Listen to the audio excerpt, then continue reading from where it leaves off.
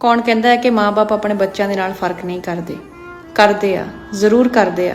ਜਾਣ ਬੁੱਝ ਕੇ ਕਰਦੇ ਆ ਜਾਂ ਅਣਜਾਣੇ ਦੇ ਵਿੱਚ, ਇਹ ਤਾਂ ਪਰ ਉਹੀ ਜਾਣਦੇ ਆ। ਮੈਂ ਕਿਤੇ ਪੜ੍ਹਿਆ ਸੀ ਕਿ ਮਾਂ-ਬਾਪ ਹੀ ਅੱਜ ਕੱਲ੍ਹ ਆਪਣੇ ਬੱਚਿਆਂ ਦੇ ਵਿੱਚ ਕਾਣੀ ਵੰਡ ਕਰਨ ਲੱਗ ਪਏ, ਇਸ ਕਰਕੇ ਉਹਨਾਂ ਦੀ ਆਪਸ ਦੇ ਵਿੱਚ ਬਣਦੀ ਨਹੀਂ। ਤੁਸੀਂ ਕਦੇ ਵੀ ਦੇਖ ਲਿਓ ਕਿ ਘਰ ਦੇ ਵਿੱਚ ਸਭ ਤੋਂ ਜ਼ਿਆਦਾ ਬੋਝ ਮਾਂ-ਬਾਪ ਉਸ ਬੱਚੇ ਨੂੰ ਦਿੰਦੇ ਆ ਜਿਹਨੂੰ ਆਪਣੀ ਜ਼ਿੰਮੇਵਾਰੀਆਂ ਦਾ ਅਹਿਸਾਸ ਹੁੰਦਾ ਆ, ਜਿਹੜਾ ਭਾਵੇਂ ਆਪਣੇ ਮਾਂ-ਬਾਪ ਦੇ ਨਾਲ ਲੜਦਾ ਹੋਵੇ, ਪਰ ਉਹ ਇਨਸਾਨ ਕਦੇ ਉਹਨਾਂ ਨੂੰ ਕਿਸੇ ਚੀਜ਼ ਦੀ ਕਮੀ ਨਹੀਂ ਹੋਣ ਦਿੰਦਾ। ਉਹਦਾ ਦਿਲ ਆਪਣੇ ਮਾਪਿਆਂ ਦੇ ਪ੍ਰਤੀ ਸਾਫ਼ ਹੁੰਦਾ ਆ, ਪਰ ਉਹ ਮਾਂ-ਬਾਪ ਉਹਨੂੰ ਇਸ ਤਰੀਕੇ ਦੇ ਨਾਲ ਯੂਜ਼ ਕਰਦੇ ਹੁੰਦੇ ਆ ਕਿ ਕੋਈ ਸੋਚ ਵੀ ਨਹੀਂ ਸਕਦਾ। ਤੇ ਦੂਸਰੇ ਪਾਸੇ ਘਰ ਦੇ ਅੰਦਰ ਜਿਹੜੇ ਬਾਕੀ ਦੇ ਬੱਚੇ ਹੁੰਦੇ ਆ, ਉਹਨਾਂ ਨੂੰ ਕਿਸੇ ਦੇ ਨਾਲ ਕੋਈ ਲੈਣ ਦੇਣ ਨਹੀਂ ਹੁੰਦਾ।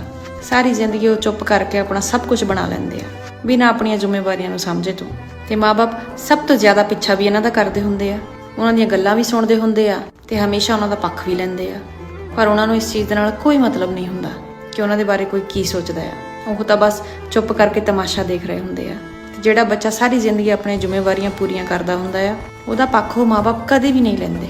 ਕਦੇ ਵੀ ਉਹਨੂੰ ਪਿਆਰ ਦੇ ਨਾਲ ਇਹ ਦੋ ਬੋਲ ਨਹੀਂ ਬੋਲਦੇ ਕਿ ਸਾਨੂੰ ਪਤਾ ਹੈ ਕਿ ਤੂੰ ਸਾਡੇ ਵਾਸਤੇ ਬਹੁਤ ਕੁਝ ਕੀਤਾ ਆ, ਬਲਕਿ 24 ਘੰਟੇ ਉਹਨੂੰ ਲਾ ਕੇ ਸਿੱਟਦੇ ਰਹਿੰਦੇ ਆ। ਤੇ ਉਹ ਵਿਚਾਰਾ ਦਿਲ ਦਾ ਇੰਨਾ ਸਾਫ਼ ਹੁੰਦਾ ਆ ਕਿ ਉਹਨੂੰ ਇਸ ਗੱਲ ਦਾ ਪਤਾ ਹੁੰਦਾ ਹੈ ਕਿ ਉਹ ਆਪਣੇ ਮਾਂ-ਬਾਪ ਤੋਂ ਬਿਨਾਂ ਰਹਿ ਵੀ ਨਹੀਂ ਸਕਦਾ। ਤੇ ਇਸੇ ਹੀ ਗੱਲ ਦਾ ਉਹ ਫਾਇਦਾ ਉਠਾਉਂਦੇ ਹੁੰਦੇ ਆ, ਕਿਉਂਕਿ ਉਹਨਾਂ ਨੂੰ ਪਤਾ ਹੁੰਦਾ ਕਿ ਉਹਦਾ ਦਿਲ ਕਿੰਨਾ ਕਮਜ਼ੋਰ ਆ।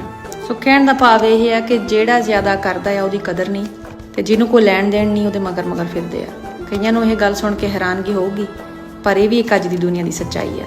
ਤੇ ਇਹ ਤਾਂ ਬਸ ਉਹੀ ਜਾਣਦੇ ਆ ਜਿਨ੍ਹਾਂ ਦੀ ਕਦਰ ਨਹੀਂ ਹੁੰਦੀ, ਜਿਨ੍ਹਾਂ ਨੇ ਆਪਣੇ ਬਾਰੇ ਇੱਕ ਮਿੰਟ ਨਾ ਸੋਚਿਆ, ਬਸ ਆਪਣਿਆਂ ਨੂੰ ਆਪਣਾ ਬਣਾਉਣ ਦੀ ਕੋਸ਼ਿਸ਼ ਦੇ ਵਿੱਚ ਉਹ ਦੁਨੀਆ ਛੱਡ ਕੇ ਚਲੇ ਗਏ। ਤੇ ਐਂਡ ਦੇ ਉੱਤੇ ਸੁਣਨੇ ਨੂੰ ਕੀ ਮਿਲਦਾ ਕਿ ਤੂੰ ਸਾਡੇ ਲਈ ਕੀਤਾ ਕੀ। ਸੋ ਅਗਰ ਤੁਹਾਡੇ ਨਾਲ ਵੀ ਇਹੀ ਹੋ ਰਿਹਾ ਆ ਤਾਂ ਮੇਰੀ ਵੀਡੀਓ ਦੇਖ ਕੇ ਤੁਹਾਨੂੰ ਇਹ ਪਤਾ ਲੱਗ ਜਾਊਗਾ ਕਿ ਤੁਸੀਂ ਇਕੱਲੇ ਨਹੀਂ ਹੈਗੇ। ਇਹ ਹੁਣ ਘਰ ਦੀ ਕਹਾਣੀ ਆ, ਇਸ ਕਰਕੇ ਬਾਹਲੀ ਟੈਨਸ਼ਨ ਨਾ ਲਿਆ ਕਰੋ। ਜਿਹੜੇ ਚੁੱਪ-ਚਾਪ ਕਰਕੇ ਅੱਗੇ ਵਧੀ ਜਾਂਦੇ ਆ, ਉਹਨਾਂ ਵਾਂਗੂ ਜ਼ਿੰਦਗੀ ਜੀਣਾ ਸਿੱਖੋ।